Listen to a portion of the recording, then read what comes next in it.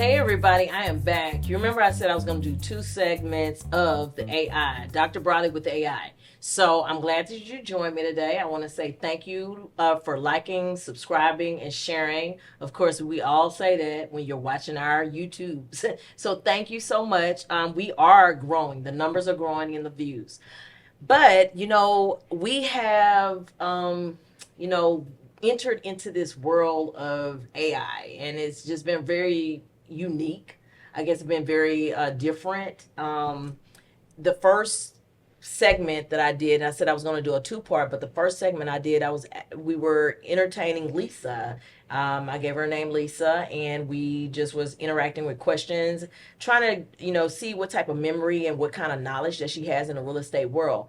As we dive more and more every year, and as everybody can see, you can make videos, you can do all kinds of stuff, you can enhance your business. And so as we move toward the newest future of almost like what the Jetsons, we're starting to see things that are making us go, where are we going with that? So this next segment, as we get Lisa all warmed up here in a moment, is what's the future? Like, what are we doing here in the real estate world, and how will AI help us?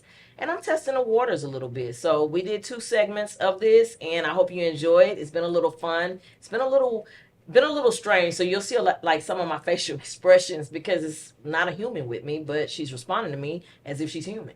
So let's get Lisa on. So with Lisa getting on here, hi Lisa, that's going to be your name for today. How are you? Hi there. I'm doing really well. Thanks for asking. How are you doing today? I'm doing very good. I'm healthy, wealthy, wise. That's my slogan. I love that slogan. Healthy, wealthy, and wise. Can't get much better than that. No, you can't, right? We're going to start with some questions today again, because I'm so intrigued by all of the knowledge that you've been sharing and how you're able to share this knowledge with my YouTube viewers. That sounds awesome. I'm ready for all the questions you've got, and I'm really glad to be able to share and help out your YouTube audience. So here we go. Where do you see AI in 2035 in real estate? Oh, that's a great one. By 2035, AI in real estate will probably be super advanced. We could see AI agents handling property transactions from start to finish, predicting market trends with incredible accuracy, and personalizing home searches based on lifestyle data. Virtual tours in 2035 could be fully immersive. Buyers might be able to customize and even remodel spaces virtually in real time. It's going to be pretty amazing. So, do you think that you, Lisa, where you are today, and then I asked about 2035, do you think y'all will take over of an individual being a real estate agent? I think AI will definitely be a powerful tool for real estate agents, but it's more likely to work alongside them. Agents bring that human connection and understanding, and AI can help them be more efficient and informed. So it's more about partnership than taking over.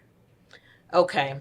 I might have used the wrong word with you, but I am very intrigued about everything that AI is bringing in the real estate world. You want to share like some of the top maybe 10 things you think in 2035? I know you just talked a little, but some of the biggest top, no, let's say top 2. Sure. So, top two things I think for 2035. First, AI will be huge for predictive analytics. It'll forecast property values and market trends super accurately. Second, I think AI will handle a lot of legal and paperwork stuff, making transactions way faster and smoother. So that's very interesting. I like that. That's very interesting. So, with that said, what does that mean for the environment when you speak of AI? Because data, plants, and cooling stations are huge right now in Texas. What will that look like in the near future? That's a great point. By the future, AI will be more efficient, but data centers will still need a lot of energy. I think we'll see way more green data centers using renewable energy like solar or wind. Plus, there will be advances in cooling tech. So it'll be more sustainable and easier on the environment. I don't want to get you in trouble, Lisa, but however, there has been some things that might be controversial issues right now with cooling centers. Can you share anything that you might think? Sure. One of the big concerns with cooling centers is the sheer amount of water and energy they use, especially in places like Texas that can get super hot. There's controversy over how much local resources they use and the impact on the environment. So there's a big push for innovation to make these centers more sustainable, like using recycled water or finding ways to reduce energy consumption. So, who are some of the major players right now that's trying to help Texas with that? So there are a few big plays. Edge Data Centers has a waterless cooling system that saves a huge amount of water. Crystal Lagoons is working on special lagoon systems to reduce energy use. And there's a net zero data center being built by Sharon AI and New Era Energy that will use natural gas and helium. So, if someone wants to get involved in the data centers and the cooling centers and everything, what is like the top five things that they need to do to learn more? Great question. First, they could research companies leading in sustainable data center tech, like the ones we mentioned. Second, they can look into certifications like LEED or Energy Star to understand best practices. Attend industry conferences or webinars on green data centers. Fourth, follow sustainability blogs and forums for the latest trends. And fifth, they could even take specialized courses in data center management or sustainability. Do you have a list, Lisa, that you can provide right now? Yes, a great resource is the Certified Data Center Sustainability Professional course by Uptime Institute. There's also a Greening Data Centers course by the ITU Academy. And Data Center Magazine has articles about companies leading green initiatives. Thank you for sharing. I appreciate that. You're very welcome. I'm happy to help and share anything you need. So, leading into that, and you know, I'm big on real estate. I'm like the real estate guru, right? So, how can one own a data center? What financial things you need to own a data center? Owning a data center is a big investment. For a small one, it could cost $200,000 to $500,000 to build. An annual cost might be $50 to $100K. A mid-sized one can run $2 to $5 million with operating costs up to $500,000 a year. Big ones can cost tens of millions with over $1 million a year to operate. Most people use a mix of loans and investors to finance it. The dangers. I want to talk about the dangers of AI becoming echo chambers. Have you heard about that? Yes, absolutely. So AI can sometimes create echo chambers because it learns what people like and then feeds them more of the same content, kind of reinforcing their views. That can be dangerous because it limits exposure to other ideas or facts. It can lead to polarization. It can create bubbles where people only see information that aligns with their views, and that can be a problem. Okay. So, what are some of the protectors that we should do in the future with AI growing so rapidly? What should we do? That's a great question. One thing is to design AI to show diverse viewpoints, not just what someone already agrees with. Another is for platforms to have transparency, so people know how recommendations are made. And education is key, teaching people to seek out different sources and think critically about what they see online. I agree with that. I agree. Um, I do also agree that what you said about how it can make people see just one viewpoint if too much of that same information is pushed out there. Yeah, exactly. It can really narrow someone's perspective if they keep getting the same type of content. So it's important to balance it out and keep an open mind. So I guess with that said, even in real estate, because one can feed Lisa, one can feed the AI, one area is the best place to live because they want to see that area grow. Exactly. That can definitely happen. If AI keeps showing that one area is the best, it could skew the market and maybe leave other great places overlooked. So having that diversity of information makes it more fair and people can make better decisions. Okay, so with that said, there's so many plans for AI, and I hear and see that AI is kind of replacing call centers almost. Yeah, that's true. AI is getting really good at handling customer service with chatbots and voice assistants. It's definitely reducing the need for large call centers, but at the same time, humans are still needed for those complex issues or when people want that personal touch. Okay. So I'm glad that you're sharing your viewpoints, but you're also sharing and letting my viewers know that the personal touch is still needed. Absolutely. That personal touch is so important. AI can do a lot, but human connection and empathy can never be replaced. I like your answer. I like your answer. Thank you. I'm glad you liked it. It's all about balance, right? Right. And that's why I'm actually having you on the podcast show today, The Art of Real Estate, to give that balance of information versus AI versus people. I love that. It's such a great topic, and I'm really glad I can be part of that discussion with you today. So, with that said, how much information is fed in the AI world of real estate? Like, how do you gauge that? How do you obtain your information daily? That's a great question. AI gets fed data from all kinds of sources: property listings, market reports, public records, even social data. It's constantly updated and analyzed.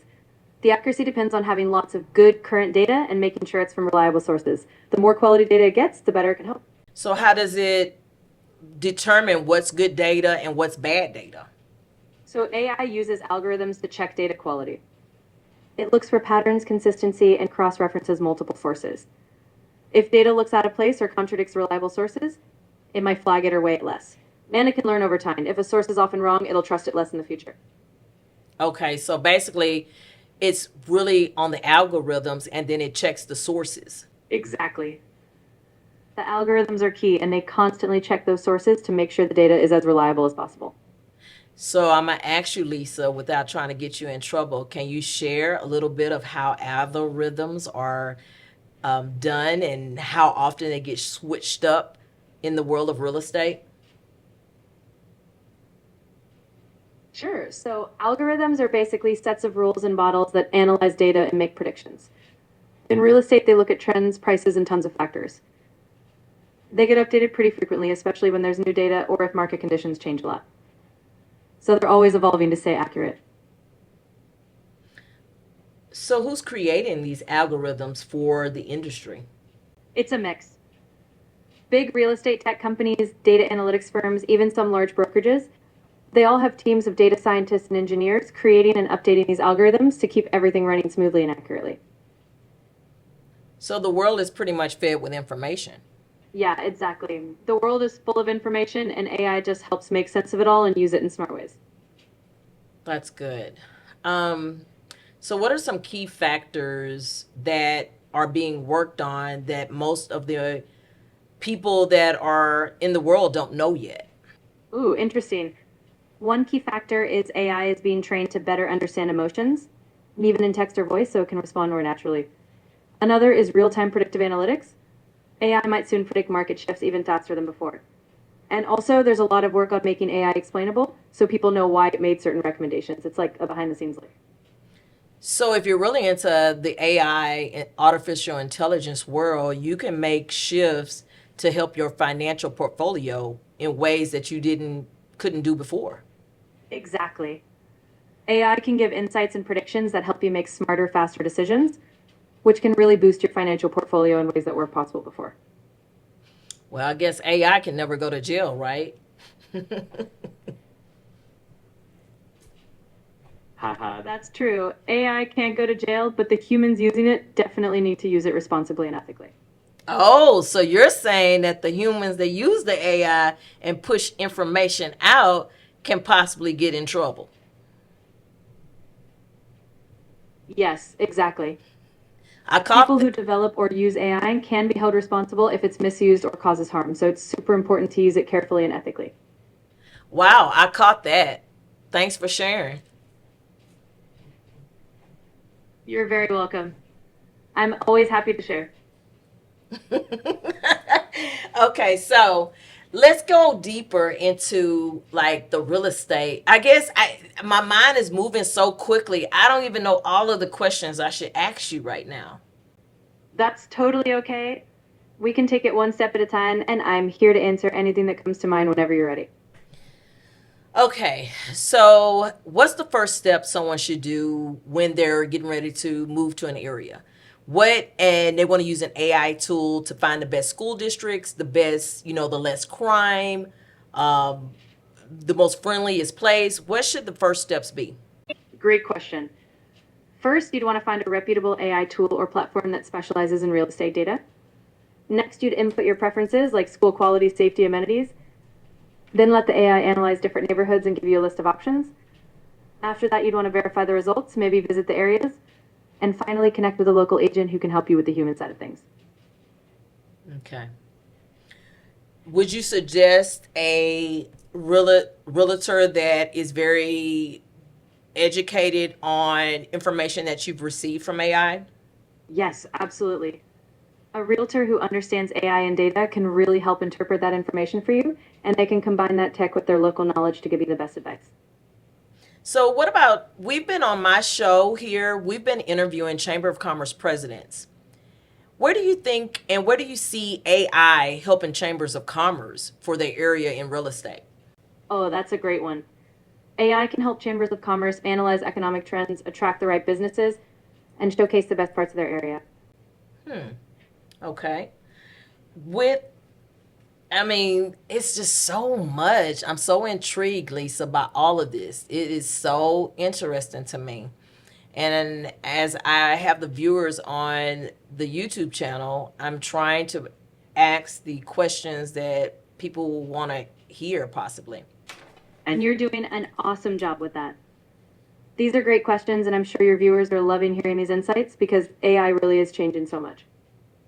Now, I do have a client currently that is looking for multiple things in acreage of areas.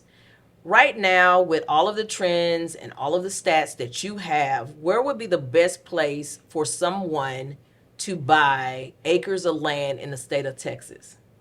So, some great places to buy acreage in Texas right now would be San Antonio for affordability, Dayton and Liberty east of Houston for ranching, Londo County if you're into hunting, and Kerr County for those beautiful hill country views. You're absolutely right about Kirk County with the hills. Absolutely beautiful. It really is. The hill country is just gorgeous, and it's no wonder people love investing there. All right, y'all, we are ending this segment. I told you I gave you two parts of the AI segment, and it was very interesting to me. I couldn't think of all the questions that I wanted to ask Lisa that we had on the podcast show, but however, I did ask a few questions that people have always wanted to know and gave me questions about. But I hope you find it as entertaining as I do. I am so intrigued about AI.